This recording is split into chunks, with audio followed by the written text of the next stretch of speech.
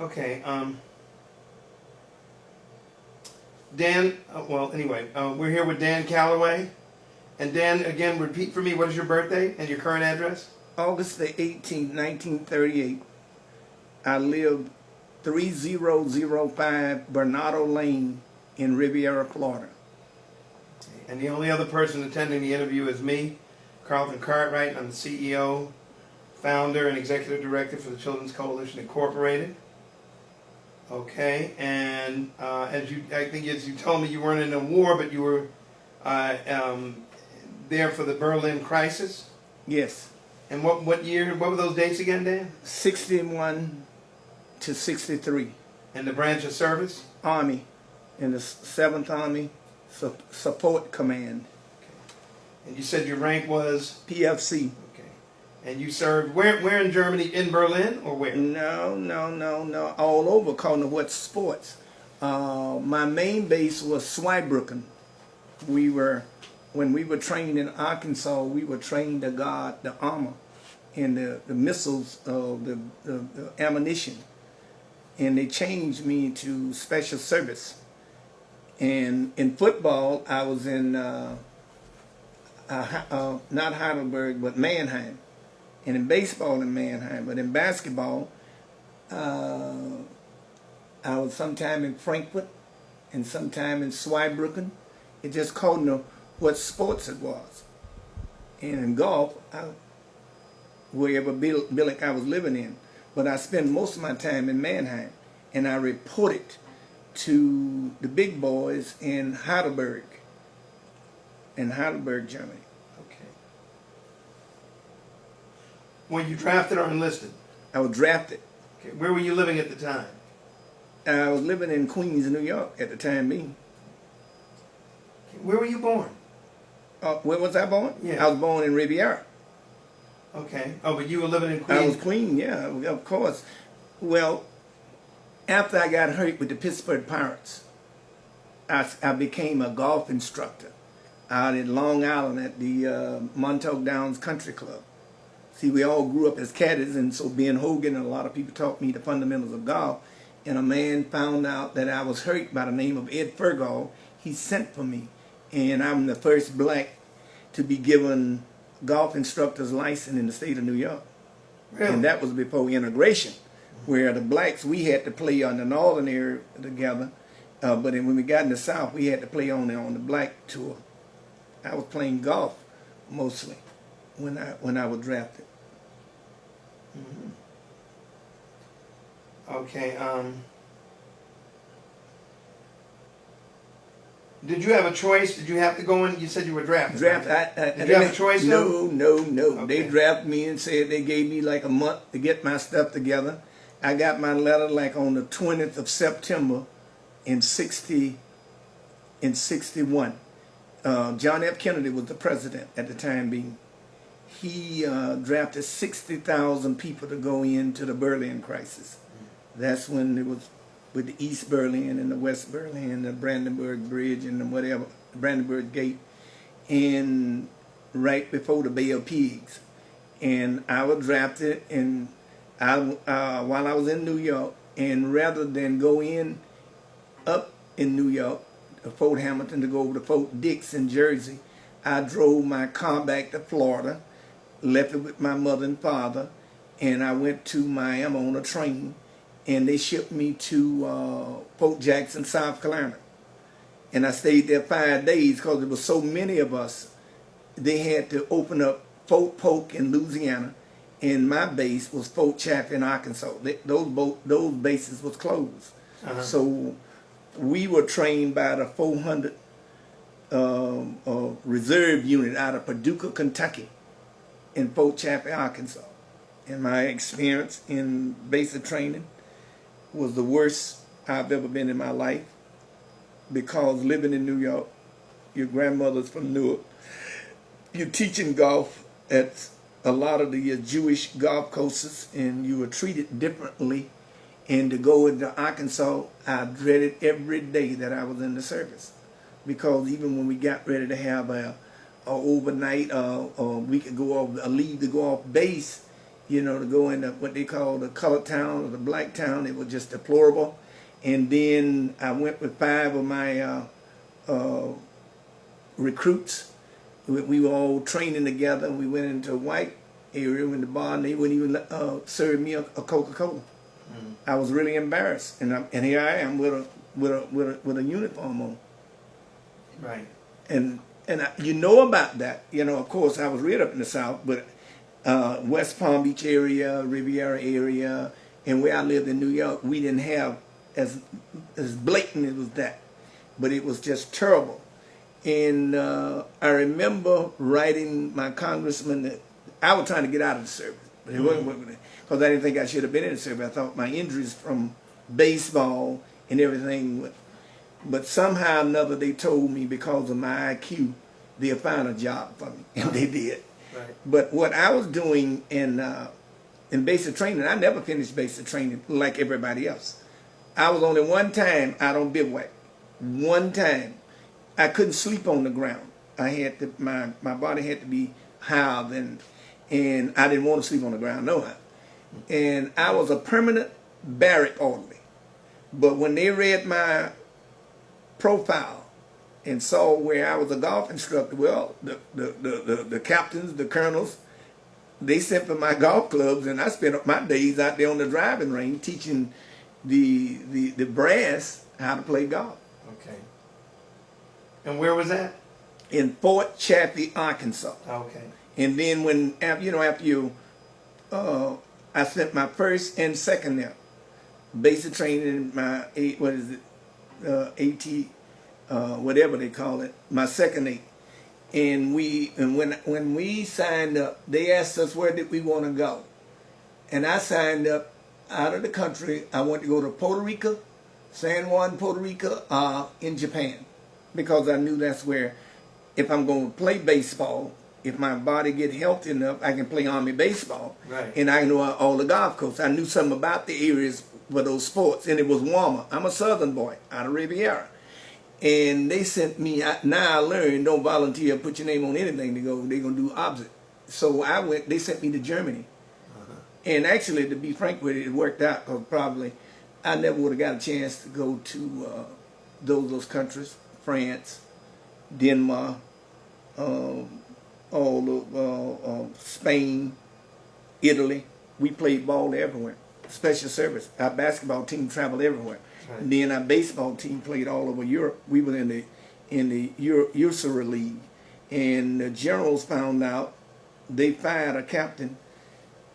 We were in the bottom of the league, and they made me the manager, and I became the first black manager of the 7th Army Sports Command baseball team in 1962. No, it was first part of 63 after we got with basketball. Right. And after winning, General William B. Harris wanted me to re-up and just everywhere he goes for me to run his athletic program. He wanted to bring me back to Washington with him. I turned down promotions. I turned down Spec 4 in a hurry, and they was going to put me, actually, to be frank with you, before I ever got to Europe, they wanted me to sign some papers. They came to me and said that I want to go to school, and I said, yeah. I was trying to get out of work. And they wanted me to go to OCS, and if not, go to Warrant Officer School because of my, they looked at my test scores, the aptitude tests, and why I didn't go to school. They said I had to sign because I was U.S. and I had to be RA, and being RA that mean I had to go get another year, and I knew good and well I wasn't going to add no more years on. See, because you were only paying me the most money I ever made in the Army was $96 a month, yeah, and you were paying me $76, and I would make, here I am, making more than $100 a day, and you paying me this a whole month. And and then I was 24 years of age. I wasn't one of those kids coming right out of high school. I had been exposed to a lot of things, and then settled down, and here I am with a career, and was financially, I was doing pretty well. But the experience that I gathered from being in the service and to see from my own eyes how things was being handled, and I had the best job in the world, because everybody know if you a jock in special service in the army, I was living like a regular civilian.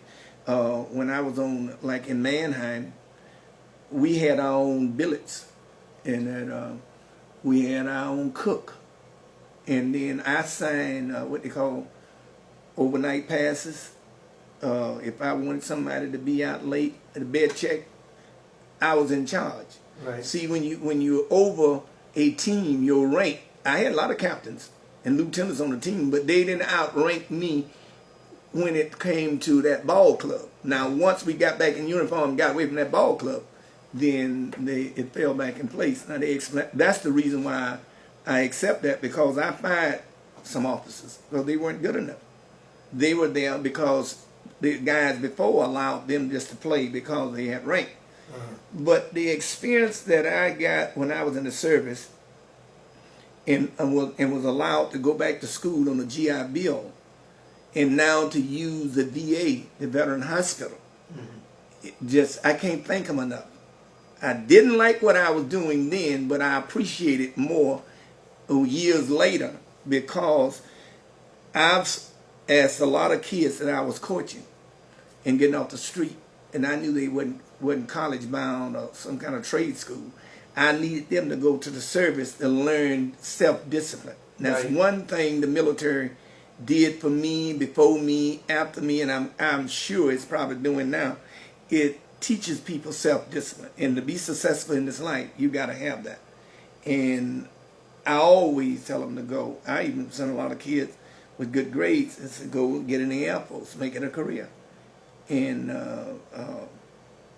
although I didn't appreciate being drafted, because I think if I had been right out of high school and with the buddy plan, I would have liked that. But when you sign and to go with a professional baseball team like I did, that's the top of the line for a black kid out of the South. Right. Okay. All right. Let's see. So, well, do you recall your first days in training Yeah. in the service? Yes.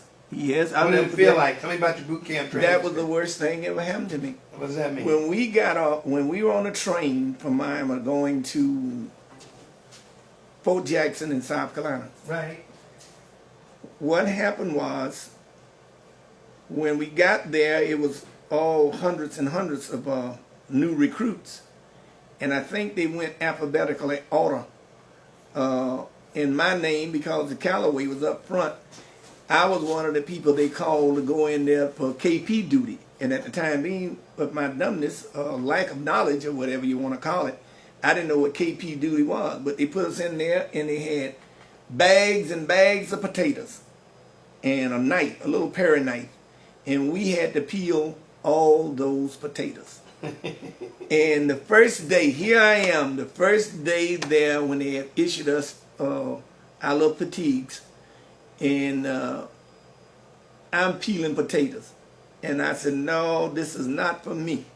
I grew up with a short order cook and everything like that, but that many potatoes all day? Yeah, no. I said, no, this is not for me. And then 5 days I was on Fort Jackson. And every morning in those 5 days, you could hear those airborne rangers running up and down Tank Hill. Airborne rangers just running up and down early in the morning. I said, what in the hell is going on here? And I said, this is unbelievable. And because it was a crisis time when Kennedy, the president, was drafting so many people, Right. they couldn't house everybody there at Fort Jackson in South Carolina. And that's when they shipped us out. We had to go either to Fort Polk, Louisiana, or Fort Champ in Arkansas. Both of those bases had been closed. And that's where we were. And that was even worse, because the racism was in Arkansas. I mean, that is the worst place I have ever been. And I've been invited back numerous of times. I've been a coach for about 48 years. And there was times when some of my teams, we could have played in Arkansas, and I refused. because of the way I was treated. Right.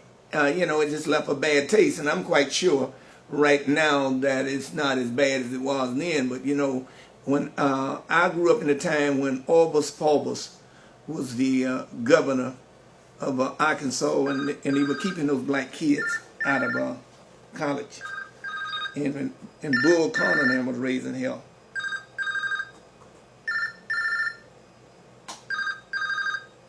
Can I answer this? Go ahead. Well, they cut themselves off. Go ahead. All right. Last thing you said was Bull Connor. Bull Connor and all of them was raising hell to keep integration down, and that's when Martin Luther King and everybody was fighting for integration of the schools. And you remember that right after that, in Arkansas, they had those 9 kids to go to integration school, and they do stories on it, the Arkansas 9. But I had bad experience because of where I was born and reared at. I went to a high school and elementary school and junior high school at a segregated school, but it didn't make any difference. We didn't have any problem because we all grew up on the Gulf Coast. We grew up in our neighborhood. We knew on the west side of the track where the blacks live, and on the east side where the white. But in the daytime, I grew up with Burt Reynolds and the Noses and the Bows and all the white brothers and sisters in Riviera, and we had a lot of fun. But when it was overt, like it was then, now in the Army, to be frank with you, I had a guy named Richard Buchanan, and because our names alphabetically was linked, and he was from Fort Pierce, we didn't have no problem at all going through basic training. And then when we got to Europe, I only left him because he had to, on his post, he was 111, where I had to be in special service. But we maintained contact. I enjoyed the guys that I was in the bunk with and camping with, because we were like a family, because I guess we were all in the same bag. I didn't have any racial problems on our basketball team, football team, or baseball team, and on golf. It's an individual sport, so I was representing the Seventh Army all by myself, so I didn't have to worry about a teammate. Right. But there was an incident that happened in the Army. Named one of my baseball teammates and played under my supervision, and he was a shooting guard on our basketball team. Mm-hmm. He was out of Sharon, Pennsylvania, named Joey Wansight. And when Wansight was going to be discharged he was discharged a month before I was. Joey Wansight wanted me to stand up to be his best man at his wedding in Sharon, Pennsylvania. And I had never been to Sharon, Pennsylvania. It's right on the Ohio border, and I never met his fiance, but that's what he wanted. Right. And we talked about that, because I don't put his family had put the wedding up right when he was getting out. He wanted them to cancel it to make sure I could be there, and I talked him out of that, because that wasn't it was important to him, but it wasn't important to the family, and it wasn't important to me.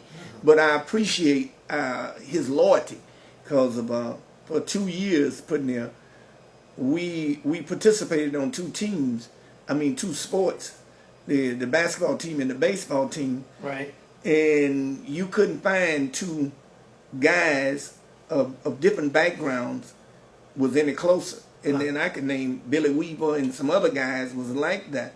You had this bond, and every now and then, some of the guys from our baseball team, when we were the USARA champion, we get together. We see each other, call and check on it. Some of us are past, and that's one of the things I can say about the Army.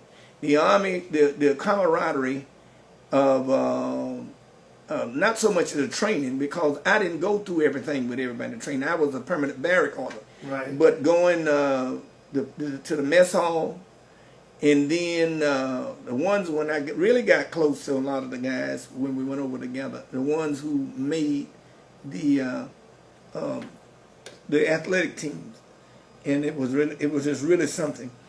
And then we had a flag football team that on the base at Swybrook, just in between season. And I remember we playing and we were going to different towns.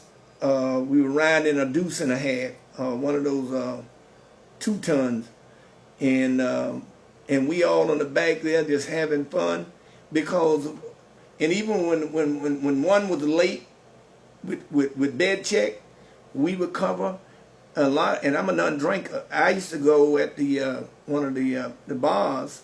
I picked up 1 or 2 of my teammates or my bunk mates and drug them home to try to take care of them. Right. We were that close.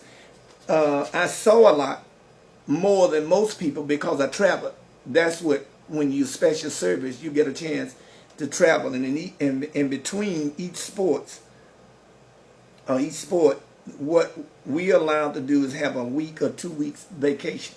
Right. And that wasn't a part of our furlough. Oh, really? No, and that's what the general or the colonel would allow us to do before we get into the other sport. We were treated differently than the regular Army person, Air Force person. It was just unbelievable.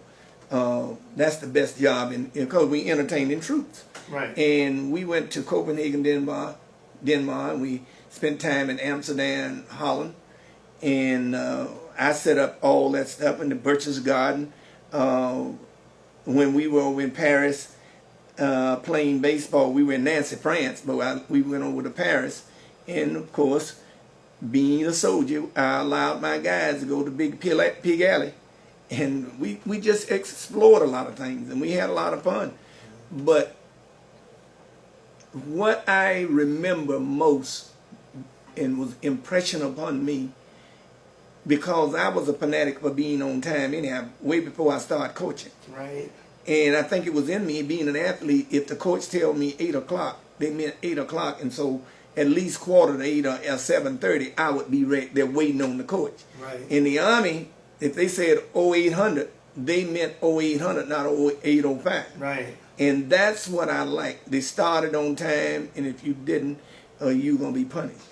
And it reinforced what I already thought was the best way. But after spending 2 years in the service and then be given a position of authority, I could have had a lot of rank because they wanted to keep me in there. Mm-hmm. And if they had been paying me at least putting near the money I was making, yeah, what they make now, I would have spent 30 years in the Army. I hear you.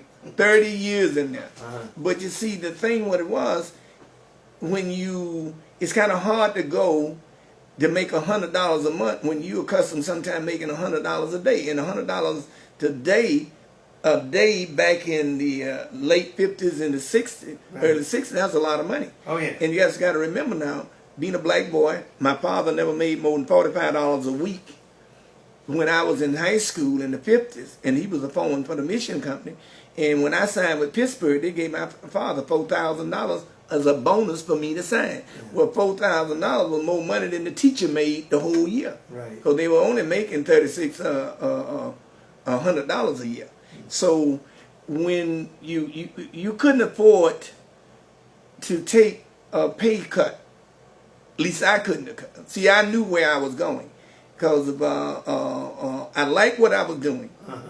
It supplanted where I had been, and then being the first black on the golf team. I represent the 7th Army golf team. I played in 9 tournaments, won 7 of them. And I don't boast about that, but I was playing that type of golf way before I ever got in the Army. Right. That was my livelihood. See, being with that background as an athlete, and everybody know me now and knew me in school. Well, they all it was all kind of accolades around my name, because remember now, I'm the last of the signees in the Negro Baseball League before it went defunct. I was playing in the Negro Baseball League in 1954, 55, and 56 when I was in high school. Oh, okay. Yeah. So in the summertime, as long as I didn't pitch, Coach Brooks in Miami playing in Barmstone with the Kansas City Monarchs and different other teams. And then I was playing with the Rivera Tigers in a semi-pro league ever since I was 14. So you get this exposure and you travel, and that's one thing what sports does, is give you a platform to participate against a lot of people of other backgrounds, Right. whether it's color, whether it's religion, or whether it's ethnic or whatever. And only thing what happens when you get on the field, it's not what color you are, it's how good you are. Yeah. And if you good, you can hold your own. Well, in the Army, I was deluded thinking the Army, I had no idea what the Army people made for as money wise. I know the uniform was significant to a lot of us when we were young. When you see people go off to the service, they come to the church and they come back in the community wearing the uniform, and everybody look, it's the uniform. Right. But you never know what make that the makeup of the wearing that uniform. But I wouldn't change my experience with the United States Army for nothing. Okay. Although I didn't like being in there, because remember, I didn't have a choice. Say I Right. was going. They said I wasn't finna run and have people looking for me and be a draft dodger. I Right. wasn't gonna do that. Right. But in the end, it worked out. It was 2 years out of my life, and the experience and the contact I made with so many people, I wouldn't give that up for nothing in the world. Okay. But, All right. but we haven't got them injuries. We're gonna get to them. Okay. Tell me about the Berlin crisis. Well, the Berlin crisis, that's still in my mind. We played the Berlin Bears. Our hotel where we were living at was really about 100 yards from the gate, From the wall. from the wall. And you see our soldiers on one side, their soldiers on the other side, and all on the West Berlin side, all these escapees up and down the street. Some of them didn't have a place to stay, and hungry and everything they had gotten over. And you could see the people about 300 or 400 yards behind the security on the east side, and it was so sad to see them so close to freedom, and they weren't close, and some of their family on the other side. And you could see some of the family who had escaped would come up in a certain area and looking over there at their family on the other side. And it was just like night and day. I've never witnessed anything so sad. And I was part of the civil rights movement. Right. But it was just sad to see people who only a gate was keeping them from coming over there, Right. was keeping them what we call still in slavery or imprisonment or something, whatever you want to call it. They weren't free. When they settled that, when Wiley Brandt was he was the mayor of Berlin when I was in Berlin. And then after that, he became the chancellor. And when they tore that bridge down and made that a free country and all that, that was great. I was treated very well with the German people, the native. I mean, really, to be frank with you, I have the highest respect for the people in my tenure there, because that's where I spent all my time. Because for a long time, I don't speak it now. When I got back, I was trying to adjust to speak English, because most everything I did it in a German environment. Right. And you ordering from the hotel, you ordering from the restaurants, you out in the pubs, you out in the kettles, you dancing, you learn their language. Right. And I found them. There's been a lot of myth and a lot of things, but my experience, I really enjoyed myself with them. Okay. All right. Well, the next piece is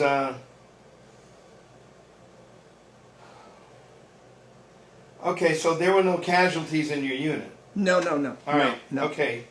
So tell me about a couple of your most memorable experiences. You weren't a prisoner of war. No. All right. So, all right. You said you got medals and citations. Did they have anything to do with your injuries? No, they weren't doing my injuries. They were doing my ability as an athlete. Okay. And my battle scars, when I got injured, it was because I was playing a sport. Okay. I got beamed in the head. I was out for a while, and we really didn't handle that. And then because I was the manager, I didn't report it because you're still hard-headed. There was times I went to,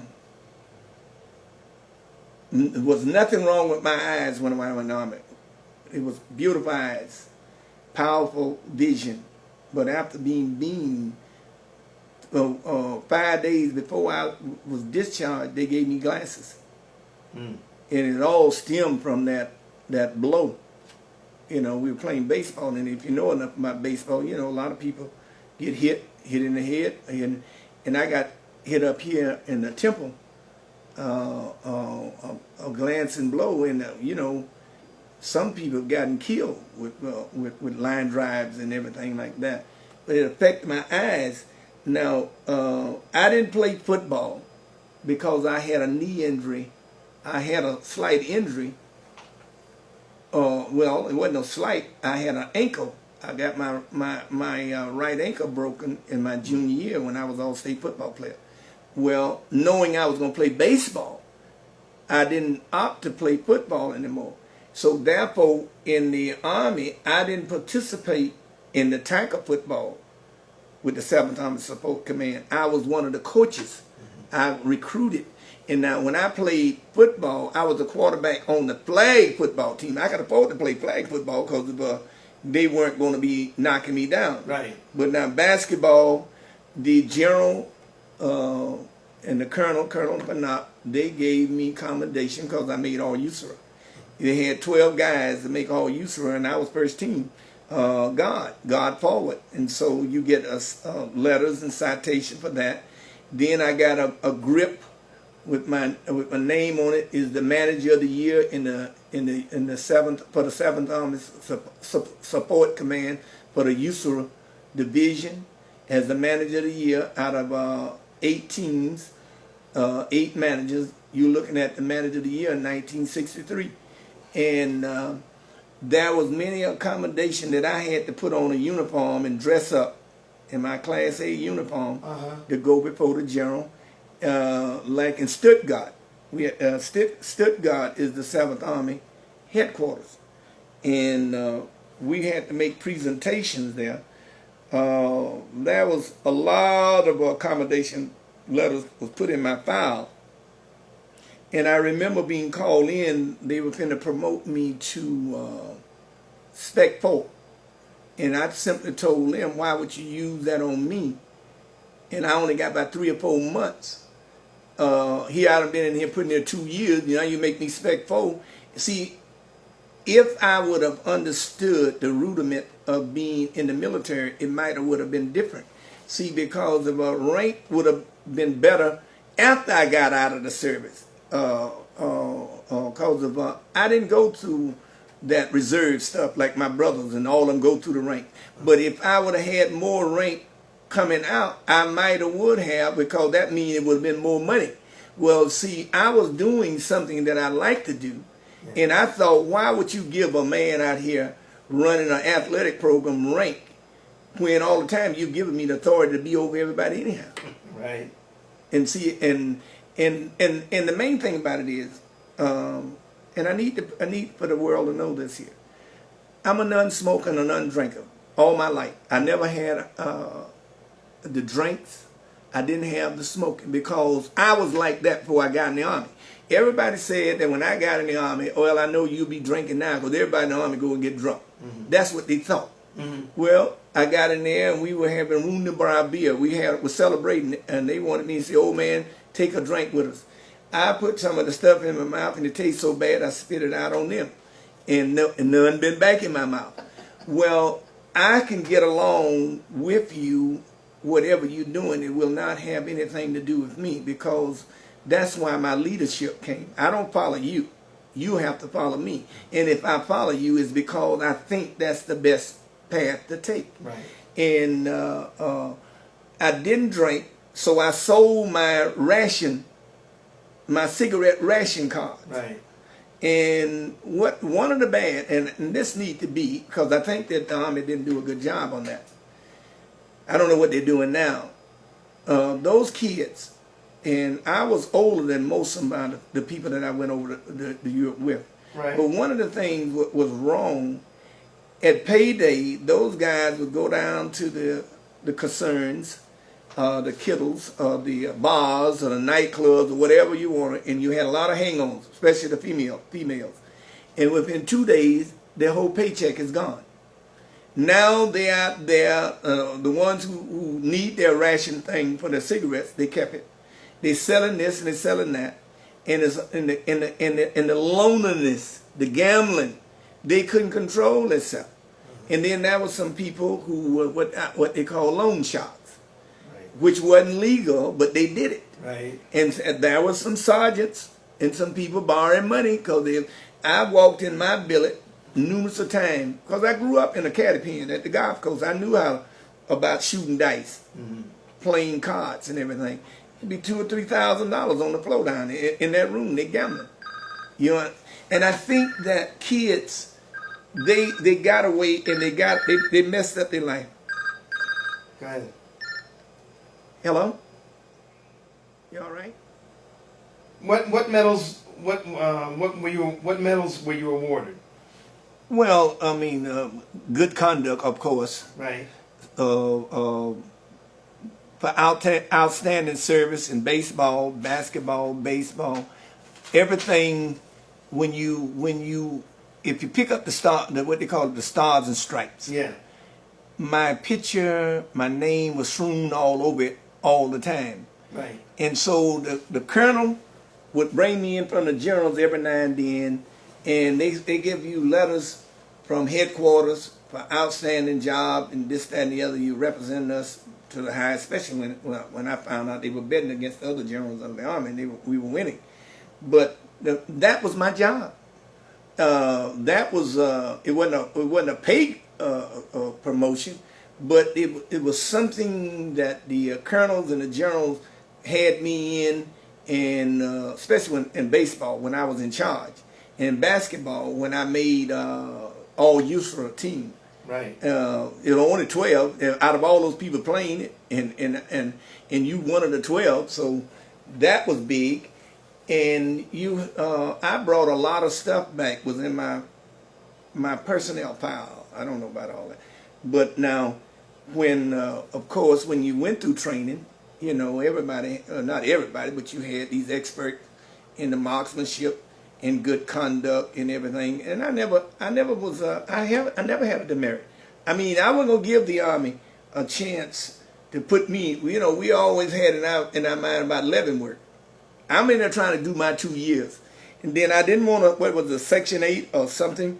When they were going to send me home and be not honorable discharge, I wasn't going to do nothing like that because I didn't.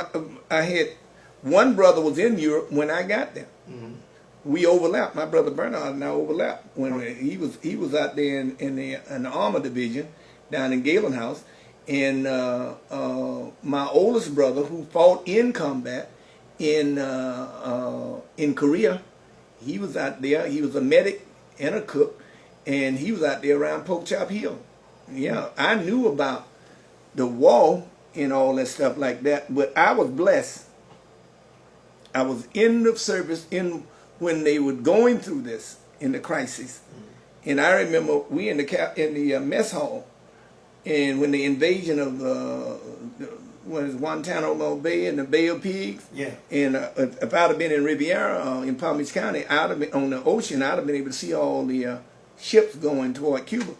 But I was in Germany, and so we had to cancel some of our activities because everybody went on alert, a big major alert. Right. And we had to stay in there because we didn't have our full gear. When you in an athletic thing, we didn't have the helmet, these hard helmets and all this stuff like that, and the weapons. So we had to stay in the thing. They didn't know what was going to happen. I thought they were playing Army most of the time, but that's what happened. What? Well, with the Oh, I got you. when they had a national alert, everybody on all the theaters was because we in the European theater, we didn't know whether they were gonna have to ship so many people back here, or they were gonna bring them from like over in Port Oil in California. And they were trying to explain it's like a domino effect. You send so many from here, and you got to replace them there. And just like I'm quite sure, just like they over in Iraq, you gotta. That's why you have to have security and replace it. But we were walking around, going to the mess hall, and a lot of times you hear the siren. It's a major alert, and we got to stand by. And most of the time, we wasn't nowhere near any action, but we were on alert. Right. And we going because most of the time when people went to the mess hall, they didn't go in there with helmets on and that full gear and everything. But no, we was on the readiness. But that's the closest I got to combat. Okay. And what I saw in Berlin with my own eyes, that was just like a graveyard. It's made me sick on my stomach to see girls and kids and old people disconnected with their family. And then mainly, like, you couldn't tell a West Berlin person from a East Berlin person, right? Because there's no distinct where you can't make a mistake. Know that we are descendants from Africa. We are Black Americans, right? But then West Berlin and in East Berlin, the only thing would make them a difference is a demarcation of a line. Yeah. But that's what some of my experience. But if I would have had the privilege, like I did when I was in law enforcement, and to go to the governor's office because of my relationship with Bob Graham when he was the governor, and on his committees, and some of the things that I presented Jimmy Carter, and even recently I talked to former President Bill Clinton when we were down in Delray, when he was down there campaigning for the young man out of Miami. Kendrick? Meeks, yeah. When I told him that I trained in Arkansas, his place, and he said that was 10,000 miles of hell. When I told him where I was, I said it was hell then. He said it's still hell now. Okay. Yeah, but the point I'm saying, I can't tell you what the service is doing now, but I know when I was in the Army, you had to learn on the fly. And those weak people who hadn't had the inner city or that toughness of experience like a lot of us came up through, right? The Army didn't do them no good. Because the ones who were drafted, some of them who was volunteering, because they ended up being drunks, drug addicts. Right. And some of them, when they bust out, I forgot the number. I don't know, it was a 208 or 209. They couldn't adjust. They had to discharge them. And some of them went AWOL, and it just messed their life up. I think the best thing ever happened is they made a professional army. So therefore, if you there, you were tested. This is the type of individual that they want, and you didn't have nothing to worry about. Right. But then a lot of the games, and I use this, and I tell the world that I wish they would have allowed to follow something I put together about 20-some years ago, before I got out of the service. I mean, I retired from the sheriff office back in '97. I told Barry Krishna, Richie Willie, and some more law enforcement personnel, I said, what we need to do, get with the judges and the lawmakers and all these people who come out getting in the gangs and finish school hanging on the corner, mandate, rather than sentence them to go to jail, sentence them, put them in the Army. That's where the boot camp in the sheriff office started from. Right. The boot camp, but the boot camp is going to get them much younger. But you see, when those kids, when those 19 and 20s and 18 hanging on the corner, I don't want to work, get them in the service. Now you put them out there, and you got people making them get up 5 o'clock in the morning, go through doing PT, and I guarantee you, they'll keep themselves out of Leavenworth and and after 6 months or 6 weeks, they'll fall in line, and you'll save some of them. Right. See, because we end up saving every day. You find out somebody's a ride-by shooter, somebody want to kill, and it's a wall here. They're in a wall, but it's ungovernable. Right.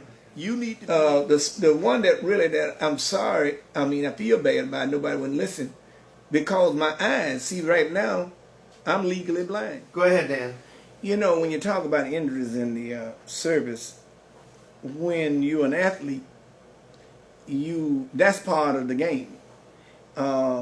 I know that my eyes, when they found out in the examination that I needed glasses, and from that point on, a month later, I was discharged, and I've been suffering with headaches, eye problems, and now my eyes with glaucoma and everything, I'm legally blind.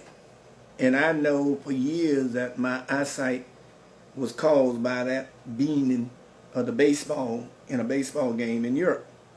Well, now with the L33 profile, with the arthritic condition in the lower extremities, nobody can stop arthritis. But I was a young man. I was 24, 25 years of age when they diagnosed me to have that in the no running, no dunk, no jumping, no extensive standing and everything like. And I played in pain because I wanted to do it. I was in the service. They wasn't finna send me home with no medical, so I did that. Now I pay the ultimate consequences. The ultimate consequences that I've lived in pain. I enjoyed competing in the Army. I didn't enjoy being in the Army, but I enjoyed what I was doing. And if they put me in the Army again, and I was at that age, and with my athletic background, I would do the same thing because I was trained before I ever got in the Army that you play in pain. I don't advise that of other people. I think that as a coach now, I know if people are having problems like I was having problems, I would set them. But then they weren't, a lot of times, I was the manager of my own self when I was in baseball. In basketball, I didn't put myself on the bench because we were representing the Army and we were playing other armies and we were trying to win because that's what the general wanted. And then one of the things was, if we didn't win or didn't do well, we would be reassigned back to our unit, and nobody wanted to go back to their unit. Right. So it's like playing in the professional league. You trying to save your job. So so it was like 6 in one hand and a half a dozen in the other hand. You couldn't win the other. But I don't have no regrets. I just think that I think the veteran advocacies and people need to go and look at the veterans and find out because of the veteran what? The veterans from the Army. Okay. There's a lot of intelligence. There's a lot of experience could be utilized in the service from what used to happen and what people have gone through because of when I'm out at the VA and when I'm out here listening to veterans saying they can't get a job and they can't do this and the injuries, they this, that, and the other. I think that the conduit, if you will, or the ombudsman or something like that, liaison person, they have them every now and then, but they should have more people to be in break it down. You can't put one person to take care of Palm Beach County. That's too big. Right. You can't, Palm Beach County is the second largest county in the whole United States. You need to break it down. Somebody in the Glades, somebody in South County, somebody in Central, somebody in the North County. And then you need to go in every day. Every day I'm around people, veterans, crying about this and that. Now, yeah, you can go out at the VA and talk to different people, but you stand in a line and everybody got a job. I think you need to have a person with a veteran background to handle that. Somebody who have gone through the trenches will understand that. If you bring me a person that went to Bethune-Cookman or FAU or somebody like that, never been to service, and you give them a job to do that, they don't understand what they're looking at. They don't understand the importance of the crucial moments and the things that individual or individuals had to go through to get through the service or something like that. And especially those people who made a career out of it. The ones who made a career out of it, or 10 years or more, Right. or something, that's terrible. That is terrible, because a lot of times you spent your whole life, your career in the service, and when you got out and you try to get a job, you're not even qualified. It take you years to adjust to everyday life. And then how do you adjust? You trying to adjust on the fly, and you competing against people who went to school for this and they did that? Nah, it's not going to work. Okay. All right, Dan. Let's switch gears here. We wind it down a little bit. How did you stay in touch with your family while you were in the service? I wrote my mother every week. Okay. I wrote my sister was in college. She graduated right when I was in Germany, and that was a sad moment because of I was sending her to college. Right. And she had started her first year of teaching in Kissimmee when I was Kissimmee, Florida, and then she taught a year in New Haven, Connecticut, and then got here when I came back, got back home, and she taught 30-some years in the Palm Beach County school system. I wasn't married. That was a good thing. I didn't have this writing letters to sweethearts. See, my sweetheart was wherever I am, whatever town I was in. So I didn't have that problem of worrying about home. But my mother and father, I wrote my mother and father every month. Okay. And then when my brother was over in Germany, we were in the service together, I would write him. But I wasn't big on writing a lot of people letters. Right. Because, see, remember now, I was a professional ball player. Yeah. I traveled anyhow. And then the hurtingest thing that happened to me in my tenure in the service was Christmas of '62. We had to go to our main company commander and get on the list because it was there's only so many lines coming from Germany, from Europe. And everybody calling, it's just, it's a certain time. They give you a certain time. Right. They give you 4 or 5 minutes or whatever. And I knew when my family would be having the Christmas dinner, because it was a traditional thing. And I wanted to call and to tell them all Happy Christmas, Merry Christmas, Happy New Year, and all these good things. And because that's the only time in my life that I don't care where it was my brothers and my sister, we would convey our energies to each other and then get back together at Christmas on S Avenue in Riviera. Right. And I couldn't talk to them. I couldn't talk to them because I couldn't even call on Christmas because of the rankingest people Right. had preferential time. Yes. And so when I finally got my mother, and one of my brothers was there, but that was a disappointment to me. Right. Because I don't care where I was, if I was in Montana, when I was playing baseball in the Pirate organization, or wherever I was always able to make that phone call in the case I wasn't there. Right. And that was bad. And I'm quite sure that maybe over in Iraq, I don't know about the phone systems now, but then it wasn't good because of course you didn't have cell phones then. Right. But those lines was balled up. I got you. What was the food like?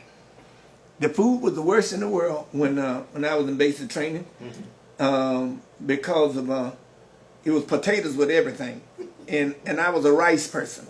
I'm from South Florida. Okay. So we ate rice with everything. So I had to get accustomed to eating potatoes. Yeah. And I like eggs. My eggs, before I got into special service and got myself situated, I don't like powdered eggs. I don't like no eggs where they're real done. I have to have over easy scrambled salt. Yeah. So when you cook all this stuff together, here I am. And then I didn't like chipped beef, cream of beef, SOS. No, I didn't like that. But okay. but when over in Europe, when I was in charge we had our own cookie, our own chef. Yeah. And I made up the menu. Oh, okay. Yeah, because of the special service, because of the special service, whether the boxing team, we all lived in the same building. Yeah. Well, when it's time to feed my team, whether it was the basketball team or the football team or the baseball team, I had a hand in telling the cook what to cook. And therefore, but on the Air Force basis, oh, I loved it because we ate out of plates. We ate out of a trays in the Army. Yeah. Okay. Did you feel pressure or stress? Even for being in the Army? Yeah. While you were there, No, I wouldn't. No. I didn't feel any pressure. I even when it was when it was alerts. I think that I never got away from my faith in God and my Baptist upbringing. My mother and my grandparents always told me to always pray and go to church. So therefore, and then I was living on my own. And see, I remember now, I didn't just leave home. I had been playing professional baseball and then working as a golf instructor in New York. Right. And so therefore, I was a little more mature than most people. But now the stress of doing my job, no, that was the easy thing, because that was right down my field. Right. I knew my superior talent and my knowledge of what I was supposed to do. I knew more about what I was supposed to do than anybody else who could teach me. Right. Because of and then I felt sorry for the other team because I was trained to be an athlete. So I didn't just accept this part. They threw me and I'm trying to figure out coming off a sandlot. No, right. I had to, that's why they put me there, because of my professional background. Right. I didn't have no stress of being that I was going to fail, and I was a quick learner of learning the language, the native language, because of I had to do that because I wanted to order the food. Right. I wanted to order the food and I wanted to talk to the young ladies. And I didn't want anybody to be able to tell me if I didn't know what a marks cost, a dinero or whatever. I needed to know the language for nobody to cheat me. Yeah. And so what I didn't know, I had two years of Spanish in school. And then I picked up Dutch, the German language, easy, because of you had your little dictionary, but you talk, and that was the German, like they're working on the compound, and they speak in English, and I'm asking them. I didn't try to think and let them think that I knew so much. I wanted them to teach me, right, and for me to get away. Right. Because I didn't want to get lost. I get out there and I didn't know how to get back from that base or something like that. Was there anything special you did for good luck? Yeah, I did good luck, prayed, and stayed in good favor with God, and tried to be nice to people. Okay. How did people entertain themselves? Well, most were there entertainers anyway? Yeah, they were entertaining because all those clubs, they were dancing, Iron Swine, Sophia, and there was a lot of partying there. They drinking and partying, and because of the weather was cold all the time, it was conducive to whatever. I was drinking hot chocolate, Ovaltine, and coffee. That's how I learned to drink coffee, because I wasn't a coffee drinker when I went down. Right. And the Fraulines. And I stayed away from the frauds, but the Fraulines, they were very entertaining. Okay. What did you do on leave? Where did you travel while you were in service? Well, we went to Copenhagen, Denmark, and Amsterdam, Holland. We went to Berchtesgaden, of course. When I was in Nuremberg, we played in Nuremberg, but it was very historic for me to go to the field where in 1936 Jesse Owens ran and won in the Olympics. Right. And then you could see the bullet holes and the mortar shells in the walls right there now. That was great. But of course, we going to Paris was, how am I going to be that close to Paris and not go there? and over on the French Riviera. That was great. And then in Barcelona, Spain, we got a chance to go there. We played there, and we also went back there. And then, not that I'm a history buff, but I had to see the Leaning Tower of Pisa. And when you're in Italy, you got to see those things. And then I was really surprised to see some of the Italian was dark as me. Right. And then when I was in Spain, of course, being a Floridian, southern Floridian, you know, oranges is one of our main fruits, and they got so many orange trees and the oranges over there. And then I really like the Italian food, the way they had all that season, the oregano and the basil and the thyme and all that. Right. And I like that. I really like the native food. And like right now, I don't think I've had a Wiener Schnitzel since the way they were cooking it in Germany since I've been back. Right. And I mean, that was top of the line. That's the filet mignon. Yes. And I love potatoes, but I didn't like. But they made their potatoes different from our. It was more like a la gratin, and rather than our potato salad. Very seldom I had mashed potatoes out there. But I love the ethnic food of every country. Right. I really love that, and that's one of the things that it's two things I'm very appreciative of the Army. It gave me a chance to come back to go. My desire to go back to school on the GI Bill and now have the VA hospital to be my primary doctor in care. Right. And the other thing is that there's no way in the world I believe that I would have been able to go and see that many countries because they're so small. You can go right through them in no time. Right. And to go in the summertime, which was only about 6 weeks. When they call it the swimming pool, they call it the swimbad, right there in Amsterdam, Holland, and Copenhagen, Denmark. And not because of most of the people at that time of year, the nudity is prevalent, because that's the European style. Right. But the culture, you know, to meet people, say, well, you know, I'm from here, and I said, and I'll name a place. He said, well, yeah, I said, yeah, I was in the service. We traveled all the different places. And everything was strange to me, but I wasn't going to stay.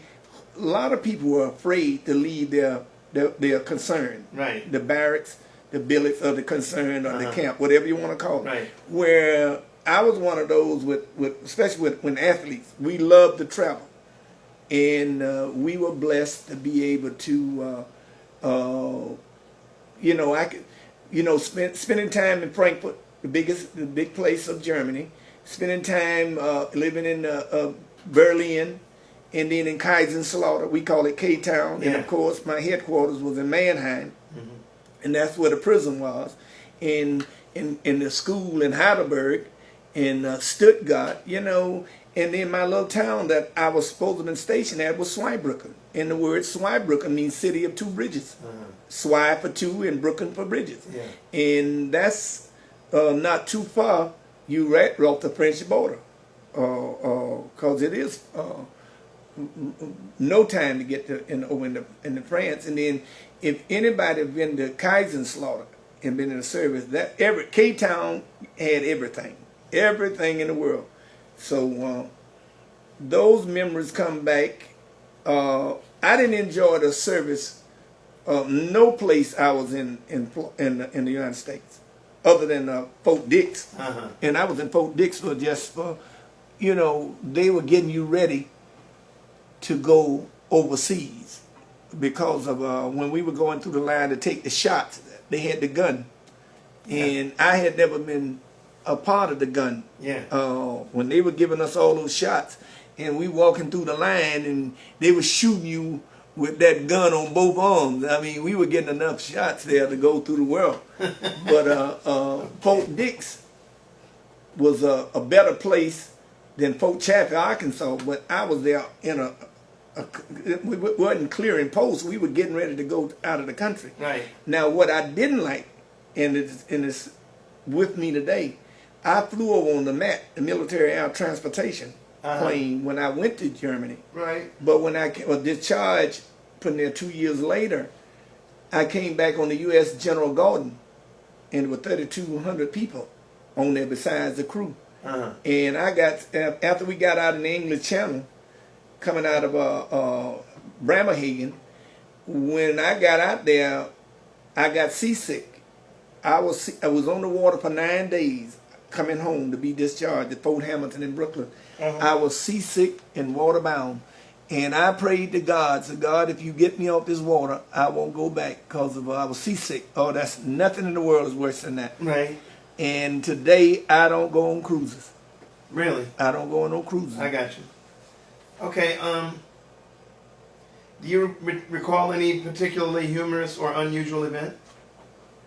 Well, a lot of humor. A lot of humor, huh? with all them guys crying because the girls, the fiancés, the wife, or the girls, them Dear John letters, and we out there bothering them with that Jody cadence. I mean, that was fun because I didn't think a man should be crying like that. Right. Because there's nothing he can do anyhow. I hear you. Yeah. And there's a lot of things that we did that I won't even talk about as ball players. You know, when you're a professional ball player, which I knew about that, groupies, girls are groupies. They follow the ball players, and they did a lot of things. And in the middle of the game, the guys would see girls who flirting with them, and they would, instead of them paying attention to what they should be on the field, right, they were hollering "Beaver, Beaver, Beaver," and it made me so mad till I had to really send some guys back. I said, "Hold it, y'all like you never seen a woman before." But that's what the German girls did. They flirted with them, and they would bare their little bodies to them. But it bothered me when we were playing, because once we hit that field, nothing in that stands and the people should get in your way. We were trying to, yes, business. Business. Yeah. I got you there. Okay. What did you think of officers or your fellow soldiers? Well, the officers bothered me so bad, and when I got the power, another thing I'll include it with the funny thing.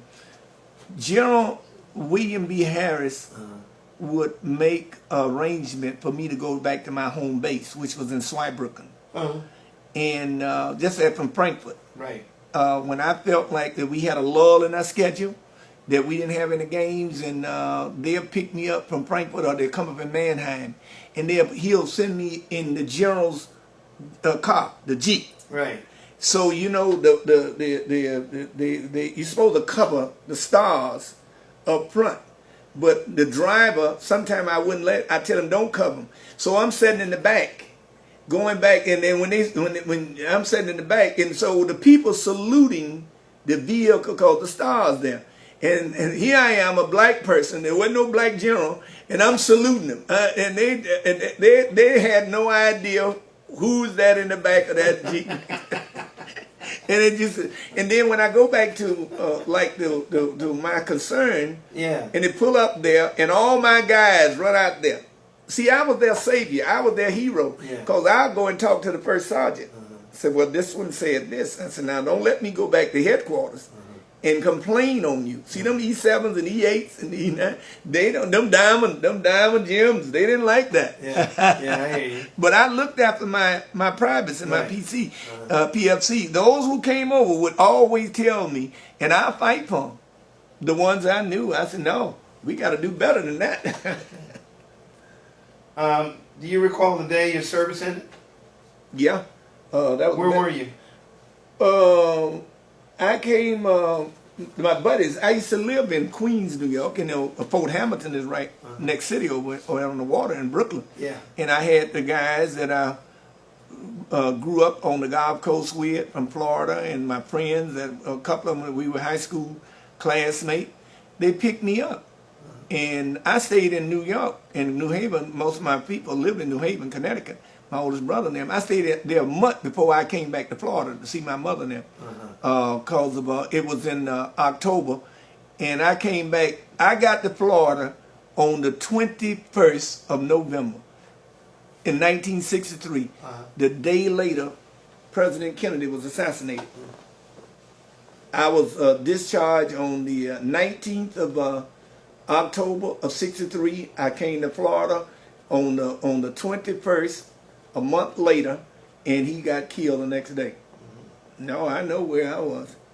Because I came back and, you know, I had to try to adapt and get myself acclimated back to being a native American one. Yeah. And see, because all the words jumped out of my mouth, most of it was Dutch, German.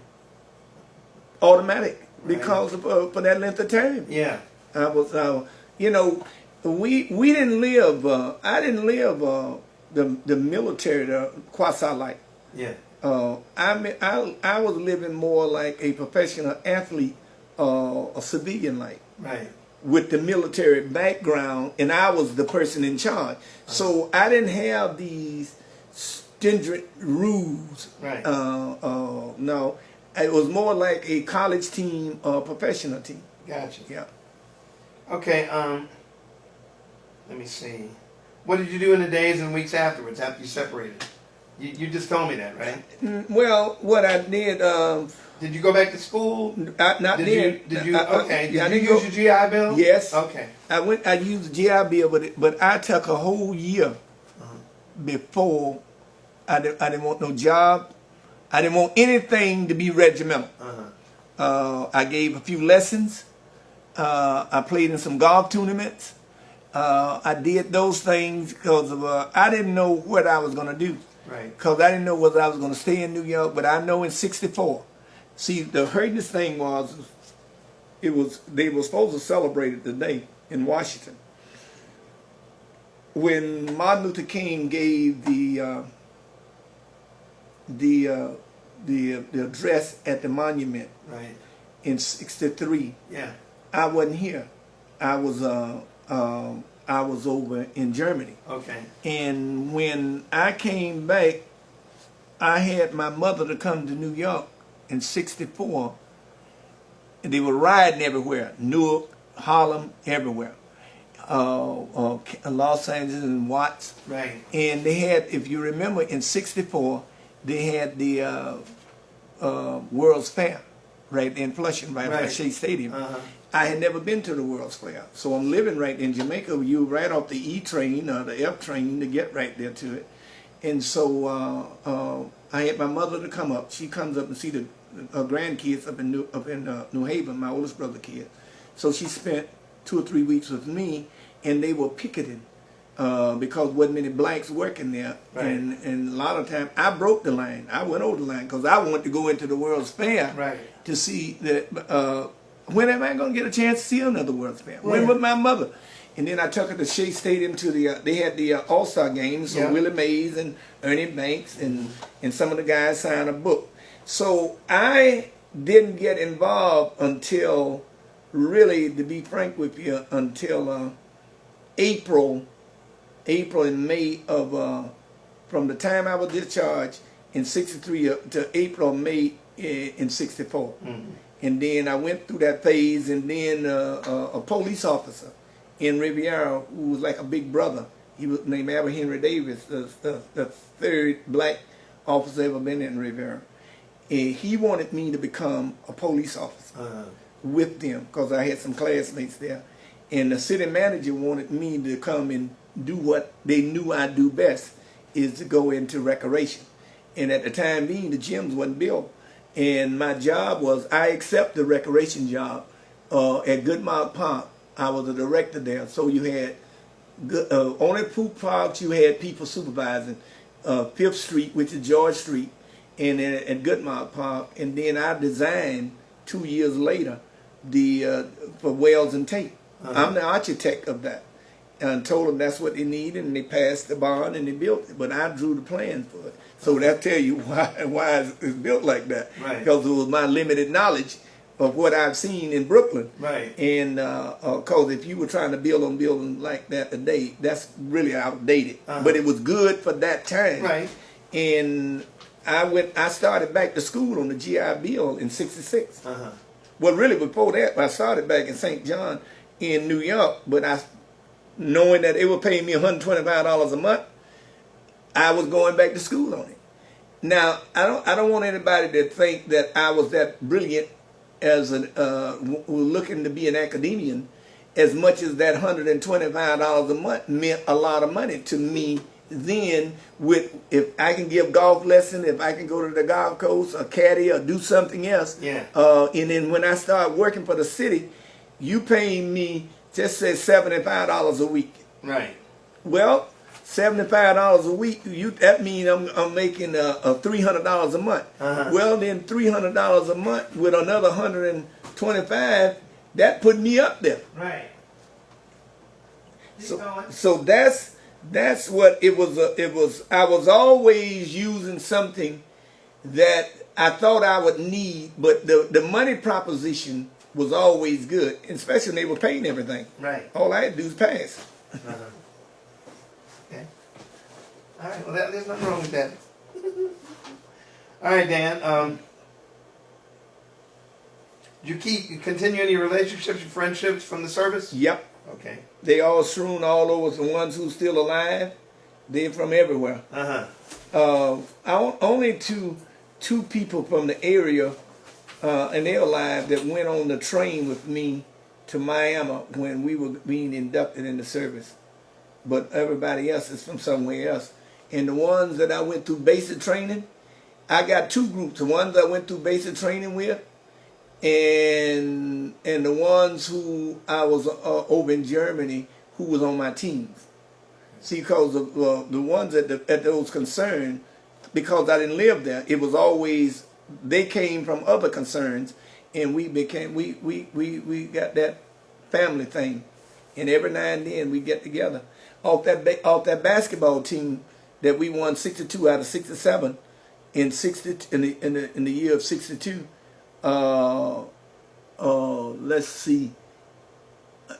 Out of 12 people on the team, 9 of us are still alive. Okay.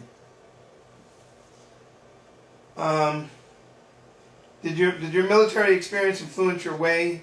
Did your military experience influence your thinking about war or about the military in general? Well, yeah, because when they started talking about it, I know the transitions and the things I went through, and I thought that a lot of they can't be doing a lot of that dumbness because of I thought it was a lot of dumbness that they were doing, and I'm glad that they treat the people differently, because hollering and yelling at people because they couldn't keep up the cadence or something like that, and just screaming at them. I didn't think that was really, you're producing great men. I think that you antagonize people. You made people resented you. See, as I've been an athletic director or coach for a long time, and to get the best out of your personnel is to respect them for their craft. You teach them the fundamentals of whatever you're trying to do, and you do it repetitively, and now they pick it up, and then you trust what you taught them. Right. You don't have to scream at them. See, sometimes those first sergeants, those whatever leaders they call, they get out there and they really put on. They wore their, I think, their authority on their sleeve, right. And they wanted everybody to know. You don't have to yell at people. Great coaches teach and coach, not yell. When you see people yelling all the time, you don't know what in the world. You're just yelling because you're afraid. Okay. You belong to any veterans organizations? Nope. Okay. Too many other things I'm involved in. I got you. You ever go to any reunions? Oh yeah, I go to your reunion. Okay. Oh yeah, I do that. Okay. Last questions. How did your service and experience affect your life? Well, health-wise, it's a hindrance, but the results of me knowing that I got, if I'm dead broke, I know I can go into the VA part of the cemetery, like my 2 brothers are buried, right? And it's much cheaper than the other one, although I got my plot at the other one anyhow. Right. Knowing that I can go to the VA hospital and they can give me immediate service, they can't turn me away. That's comforting. I love the idea, even I know with all the aches and pains. If I would have been a regular soldier, and I don't think I would have this. I think it's from my athletic thing, but that was my choice. Right. See, because if I had a choice to play ball, because that was my destiny. I was always to play some kind of sport, because that's the only thing I've ever known. Right. But I don't regret anything now. I hated for me to be drafted when I was in the height of. The only thing the Army robbed me of being, I think, is a professional golfer. Okay. Because at the time being, when I was drafted in September, a Jewish man by the name of Mr. Eugene Coker out of White Sands, New Mexico, he had a home there, and he had another home in White Plains, New York, up in Westchester County. And he wanted me to live with him and his wife and daughter and be his private instructor. He was a wealthy guy who, if you remember, when the jets first came out, it was the back blast. You could see all the smoke and stuff come out. Well, that was in the late 50s, and he the one invented that. Well, to be a professional golfer like Tiger Woods now, you had to go to Dunedin, Florida, and play 4 rounds in front of four professionals, and they had to test whether you were good enough to be a professional. Then you go to school for etiquette and learning the rules and the regulation. Because in golf, you got to know the rules. Because you don't have a referee and an umpire. You your own referee. Right. So, and it costs $10,000 to go to school for a month. You have to put this money up. You just can't say I'm going to school without putting this $10,000 up. That's where the PGA headquarters. So when the man told me in September, right after Labor Day, he wanted me to, he would sponsor me, and I told him, I said, give me a chance to go back to Florida, and when I go to Florida, I'll be ready to go to school in June to get my license if I can go out on the tour. Right. Well, at the time being, blacks could only go for, just north of the Mason-Dixon line and play with white. Well, I was already playing with the blacks in the Jackie Robinson tour, the Sugar Ray Robinson tour, like in Asbury Park, Jacksonville, Miami, Cobbs Creek, in Philadelphia, where I won tournament. So we were playing anyhow, but I was going to get a chance to go and get my license like Charlie Sifford to be able to play. Well, when I got my notice to go into service, I never came back to Florida.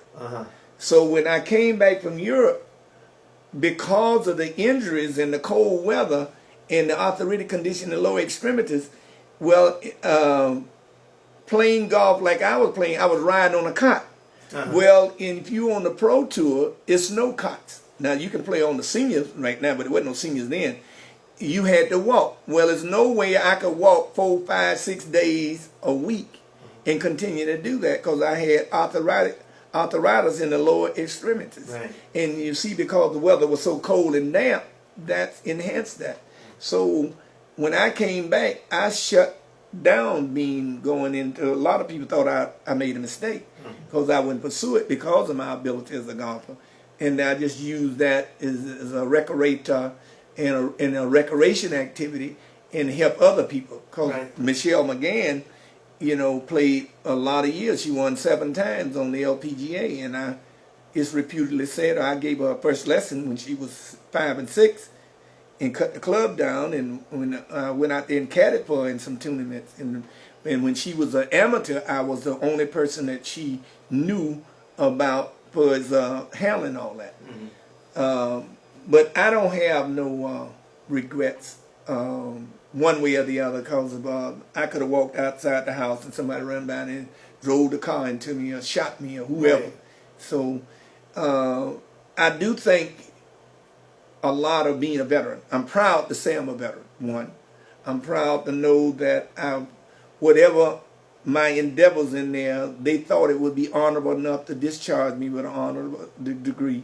I mean, discharge. Yeah. And then they thought enough that I did go back to school. So that's where we are. All right, well, I want to thank you very much for your time. Okay. All right, Dan. All right.